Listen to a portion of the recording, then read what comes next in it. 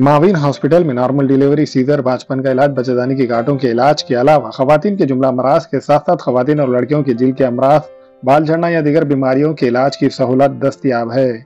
खवातीन के जुमला अमराज की जांच डॉक्टर खान सारा नुदरत और जिल के अमराज की तशखीस डॉक्टर किरण पेरके करेंगी और डॉक्टर तुबा खान फिजियोथेरेपी जो रोजाना 11 से 2 बजे तक अपनी खिदमत अंजाम देंगी। एसबीआई बैंक के ऊपर माविन हॉस्पिटल, देगलू नाका, नांदेड़। अस्सलाम वालेकुम नाज़रीन, नांदेड़ उर्दू न्यूज़ में आपका इस्तकबाल है। चलिए जानते हैं आज की खबर। जिल्हा व शहर महिला काँग्रेसच्या या भव्य मेळाव्याला या ठिकाणी आज प्रमुख पाहुणे म्हणून जे या ठिकाणी उपस्थित आहेत, महाराष्ट्राचे प्रभारी आमचे सहकारी खासदार रमेश चेन्नंतलाजी, प्रदेश काँग्रेसचे अध्यक्ष नानाभाऊ पटोले, महाराष्ट्र प्रदेश महिला काँग्रेसच्या अध्यक्षा संध्याताई सवालाखे, संपत कुमारजी, आशीष दुवाजी, आमदार हंबर्डे, आमदार अंतापूरकर, माजी आमदार अमिता चव्हाण, अमर राजूरकर, रामविजय बुरुंगले, आबा दळवी, माजी आमदार वसंतराव चव्हाण, हनुमंतराव बेटमोगरेकर, पोकर्णाजी, कवळे गुरुजी, नागेलीकर, काँग्रेसचे अध्यक्ष श्रावण रापणवाड, किशोर स्वामी, मिनलताई खतगावकर, श्रीजा चव्हाण, या ठिकाणी ज्यांनी या कार्यक्रमाचं आयोजन केलं, महिला काँग्रेसच्या शहर अध्यक्षा अनिता इंगोले, प्रदेशच्या उपाध्यक्षा रेखाताई पाटील, जिल्हा अध्यक्ष कविता कळसकर, शहर अध्यक्ष ललिता शिंदे, माजी महापौर जयश्रीताई पावडे, मोहिनी येवनकर, शिलाताई भवरे, सुशीलाताई बेटमोगरेकर, या ठिकाणी उपस्थित असलेले अब्दुल सत्तारभाई, मसूदभाई, डॉक्टर देवसरकर, सीमा हफीज, जयस्वालताई, गोडसकर, मनोहर पवार, शिवाजीराव धर्माधिकारी, निमकरताई, धुळेकरताई, आज या महिला काँग्रेसच्या मेळाव्याला जिल्हाभरातून आलेल्या माझ्या सर्व महिला भगिनी, माता भगिनी, उपस्थित आमचे सर्व सहकारी बंधू आणि या हॉलमध्ये मोठ्या संख्येने असलेल्या माझ्या माता भगिनी, आपल्या सर्वांचं आम्ही टाळ्या मारून जोरदार स्वागत करतो। आपल्या सर्वांचं आम्ही स्वागत करतो। आज तुमची उपस्थिती पाहिल्यानंतर आता आम्हाला आरक्षणाची गरज आहे असं वाटायला लागलं आहे। तुमची संख्या एवढी भारी आहे की आम्हाला जागा मिळेल की नाही व्यासपीठावर काही दिवसांनी, अशी चिंता माझ्या मनामध्ये आपल्या सगळ्यांना पाहायला वाटायला लागलेली आहे। परंतु मला आनंद आहे की आज ज्या पक्षाने देशाला पहिल्या महिला पंतप्रधान दिल्या, श्रीमती इंदिरा गांधी महिला पंतप्रधान देशाला पहिल्या देणाऱ्या काँग्रेस पक्षाने दिल्या। देशातल्या पहिला महिला राष्ट्रपती कोणी दिला असेल, प्रतिभाताई पाटलांना, ते काँग्रेस पक्षाने दिल्या।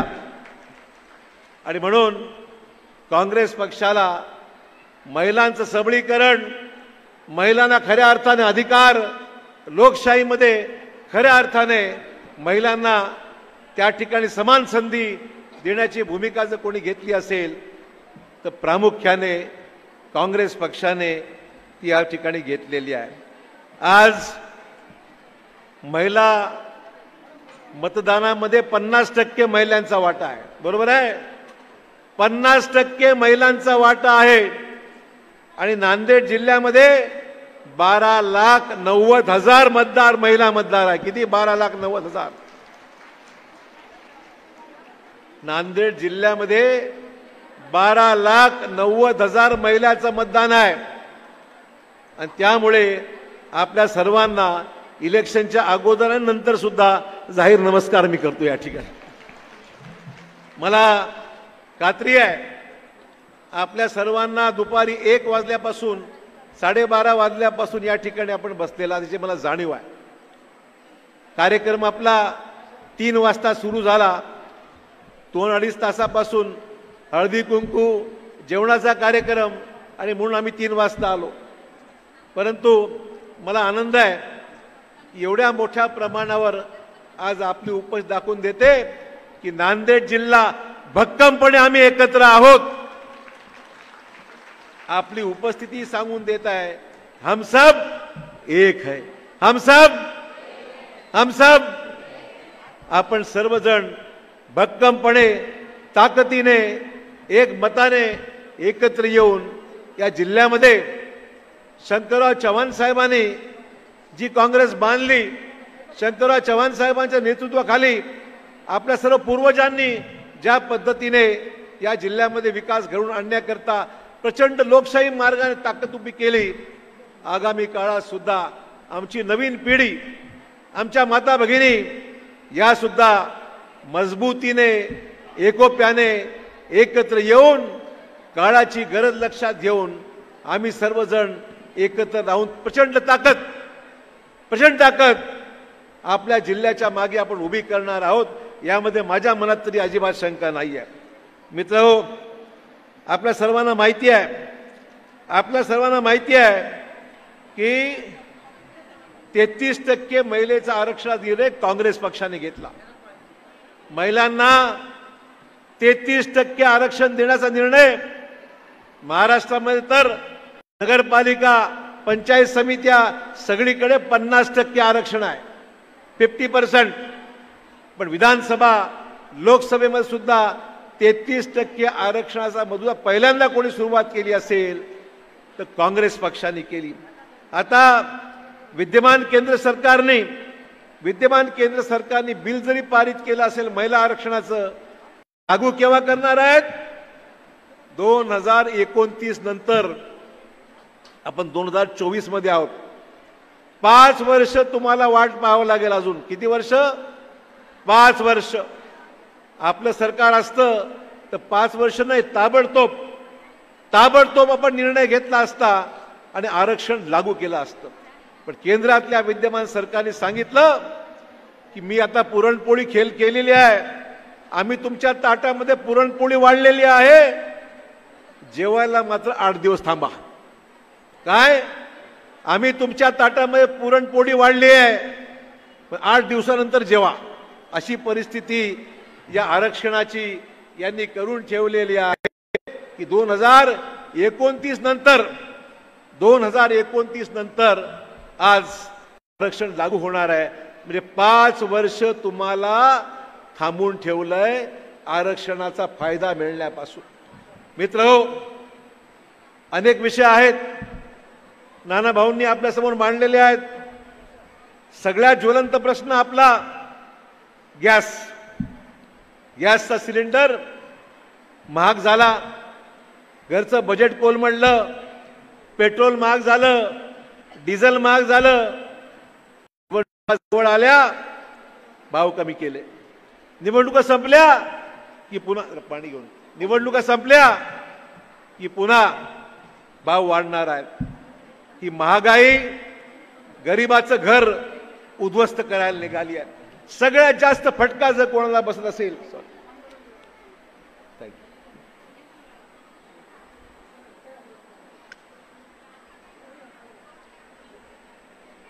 सगळ्यात जास्त फटका हा कोणाला बसत असेल तर आमच्या माता भगिनीला बसत आहे. खिशामध्ये नवऱ्याने पगार आणून दिला, पगार पुरत नाहीये. मुलांच्या शिक्षणावर, पेट्रोल डिझेलवर, शाळेच्या फीजवर, गॅसवर हा खर्च झाल्यानंतर घरात डब्यात ठेवायला किती पैसे शिल्लक राहतात? काय राहतं का? काय राहतं की नाही सांगा? काय राहतं का? काही राहत नाही. महागाईचा परिणाम एवढा झालेला आहे,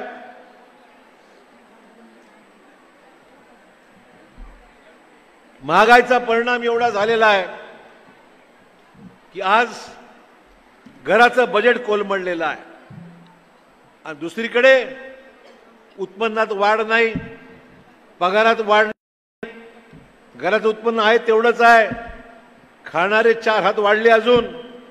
अशा प्रकारे आज सामान्य माणसाची झालेली आहे. मित्रहो, महागाईची चर्चा कोणी करत नाही, गरिबाची चर्चा कोणी करत नाही, हाताला काम नाही त्याची चर्चा कोणी करत नाही. आज चर्चा कोण कशी करतं?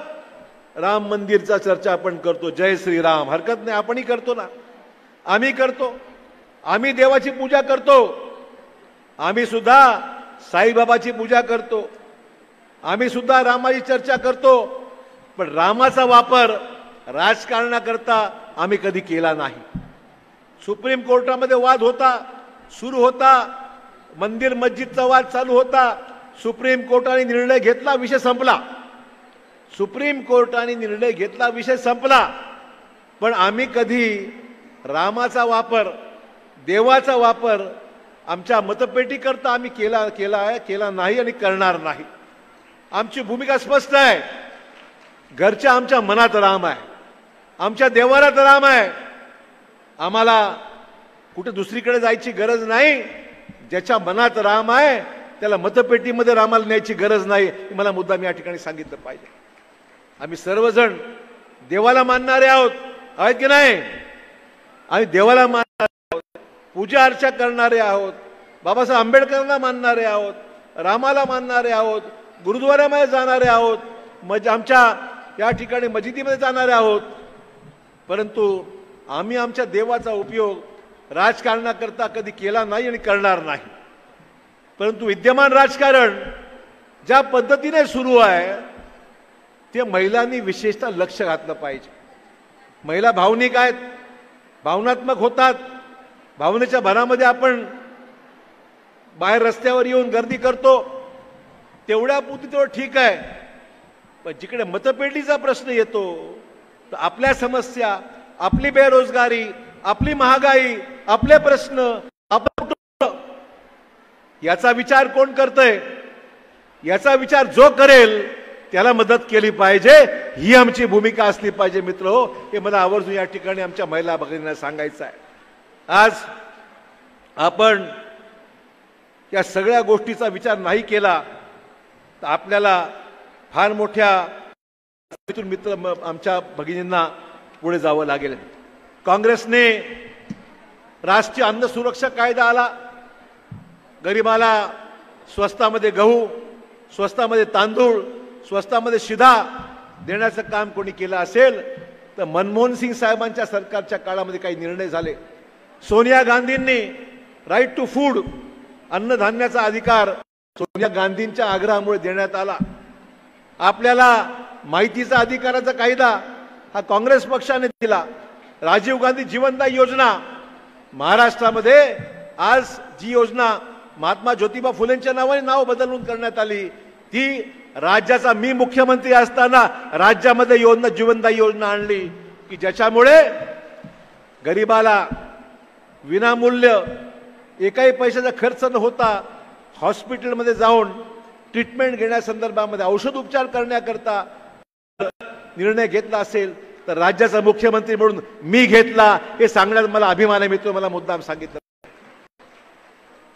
हे सर्व कायदे, कर्जमाफी करण्याचं काम मनमोहन सिंग साहेबांच्या वेळेस आम्ही घेतला. केंद्राने कर्जमाफी केली, राज्याने कर्जमाफी केली. हे सगळे निर्णय आता कसं म्हणावं लागतं, काल काय घडलं आठवत नाही, आज टीव्हीवर तेच आठवतं आम्हाला. आज टीव्ही चालू केला तेच बघतो, तेच आठवते आम्हाला. पण मागच्या 5 वर्षापूर्वी, मागच्या 10 वर्षापूर्वी जे काही निर्णय झाले ते निर्णय आपल्या सरकारने घेतले, आपण घेतले, याची आठवण आपण सर्वांनी केली पाहिजे हे मला मुद्दाम या ठिकाणी सांगितलं पाहिजे. आणि म्हणून भारतातील महिला या क्रांतीच्या प्रतीक आहेत. आपण क्रांती करू शकतो, क्रांती आपण केलेली आहे. झाशीच्या राणीची आठवण आपण सर्वांनी केली पाहिजे की ज्या झाशीच्या राणीने या देशासाठी कर्तृत्वाने आपलं काम केलं. अहिल्याबाई होळकरांची आपण आठवण केली पाहिजे की ज्यांच्या नावाने आपण घोंगडी घातली, काठी घेतली. अहिल्याबाई होळकरांच्या नावाने आपण पुढे त्याची आपल्याला ऊर्जा घेऊन आपण काम केलं पाहिजे. अशा पद्धतीने एक क्रांतिकारी म्हणून ज्या महिलांनी देशासाठी, सावित्रीबाई फुलेंचा उल्लेख आपण करतो की ज्यांनी शिक्षणाकरता आपलं त्या ठिकाणचं आपलं आयुष्य वेचलं आणि ज्या काही समाजातल्या अनिष्ट प्रथा आहेत त्या मोडण्यासाठी महात्मा ज्योतिबा फुले क्रांती आपल्या सगळ्या ह्यांनी जी मेहनत घेतली त्याचा उल्लेख मला मुद्दाम केला पाहिजे. आणि मित्रहो, आमच्या भगिनींना मला मुद्दाम आठवण करून द्यायची आहे की महाराष्ट्राची गौरवशाली परंपरा आहे. महाराष्ट्राची परंपरा एक गौरवशाली परंपरा आहे. स्त्री शक्तीचा खरा उदाहरण द्यायचं असेल भारताशिवाय जगात असं कुठले उदाहरण सांगता येणार नाही. ते महिलांनी क्रांती घडवली आणि घडवतील अशा पद्धतीची महिलांमध्ये आज शक्ती आहे, ते कोणाला नाकारता येणार नाही. पण या शक्तीला आपण पाहतो आपल्याकडे दलित, आदिवासी महिला आहेत, मागासवर्गीय महिला आहेत, कष्टकरी महिला आहेत. अनेक समाजातल्या अनेक घटकातील महिला कष्ट करून आपला संसार चालवतात आणि आपलं योगदान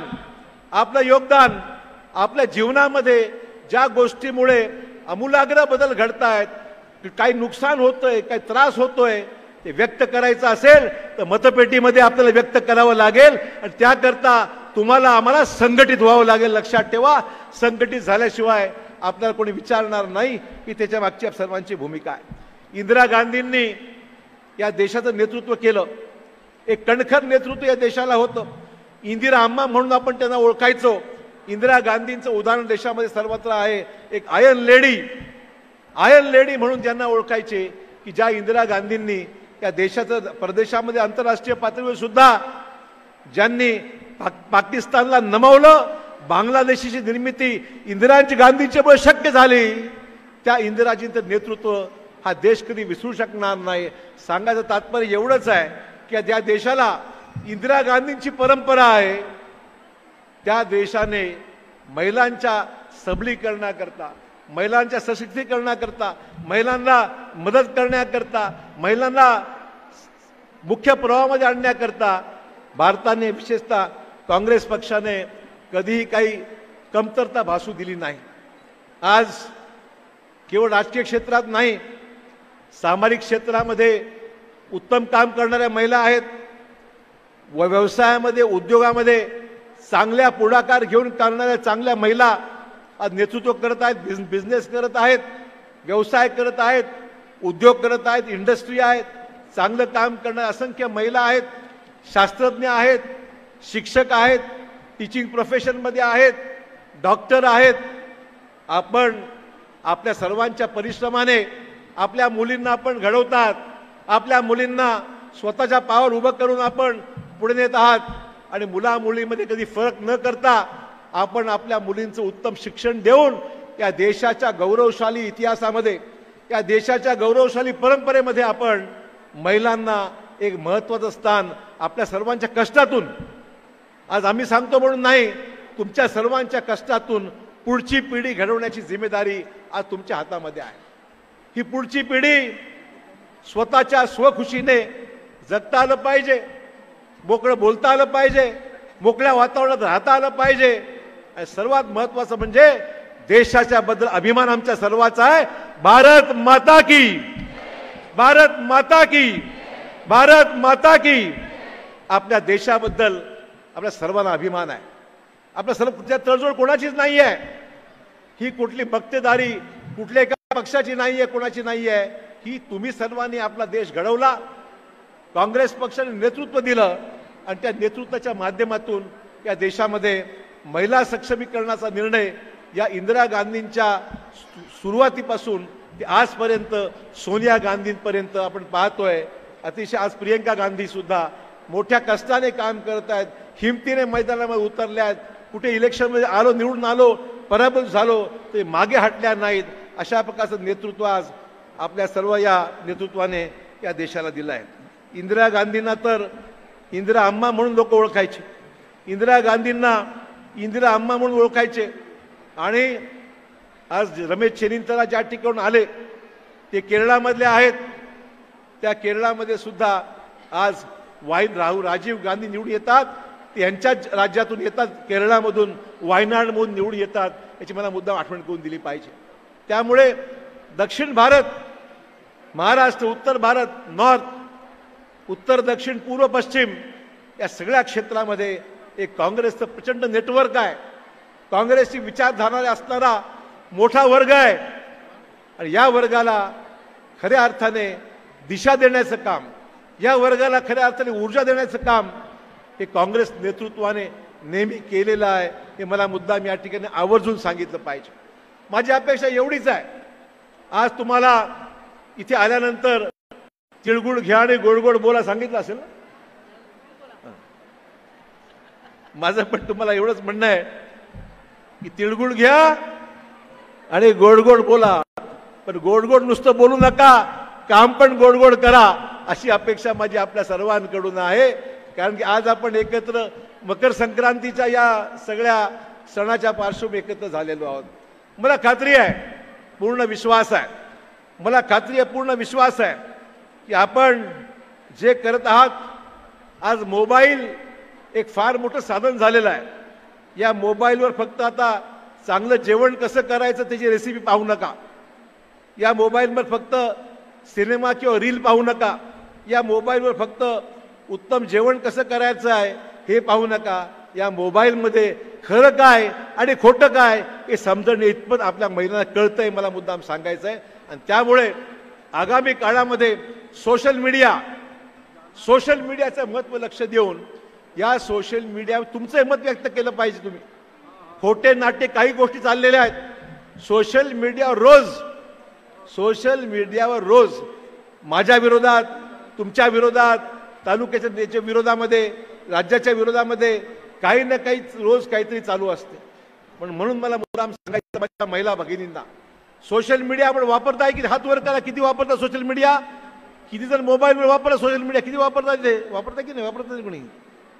सोशल मीडियावर आपण जसं मोबाईल बघून बघता, अरे आज ही बातमी आली, आज हे आलं, आज ते आलं, यातलं खरं किती, खोटं किती, आणि जे खोटं असेल त्याला उत्तर देण्याचं काम आपल्या महिला भगिनींनी केलं पाहिजे, अशी अपेक्षा मला आपल्या महिला भगिनीकडून आहे.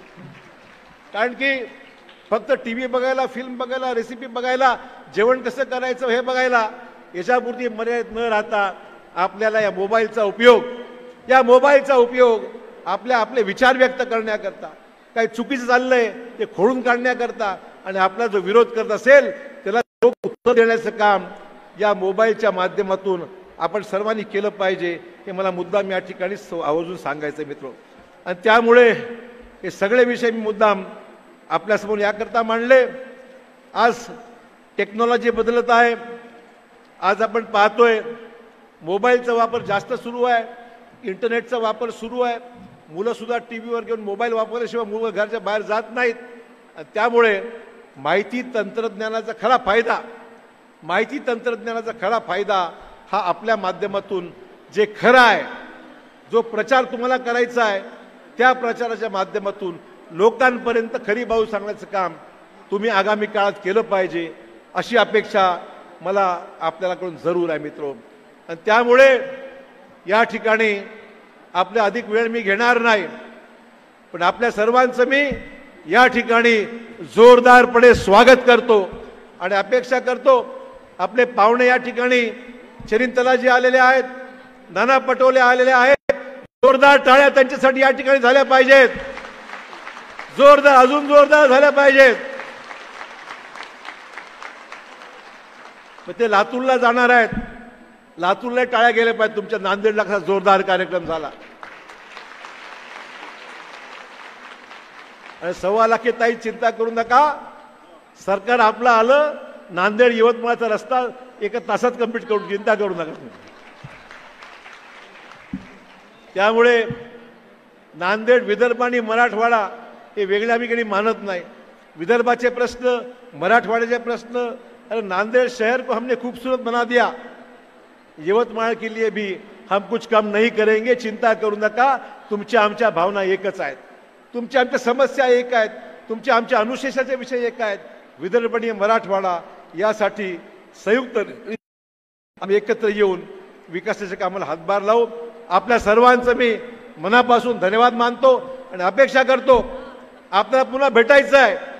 पुन्हा भेटत असताना जोरदारपणे निर्धार घेऊन काम करायची स्त्री शक्तीला खऱ्या अर्थाने उजागर करून आमच्या पुढच्या पिढीचं कल्याण झालं पाहिजे, मुलाबाळांचं कल्याण झालं पाहिजे, महिलांचं काम झालं पाहिजे आणि महिलांचे प्रश्न सोडण्याकरता अशोक चव्हाण तुमच्यावर सदैव राहील ही ग्वाही या ठिकाणी देतो.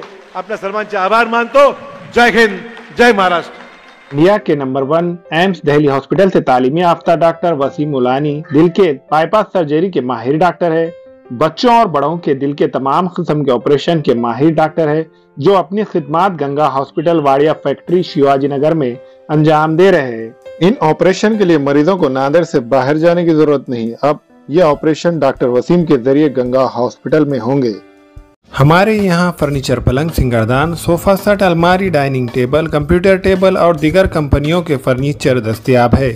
प्रोप्राइटर मौलाना मोहम्मद शबीर अहमद साहब, deluxe furniture mall and home appliances, fruit market के सामने, माल्टेगिरी रोड, कामठा, नांदेड़.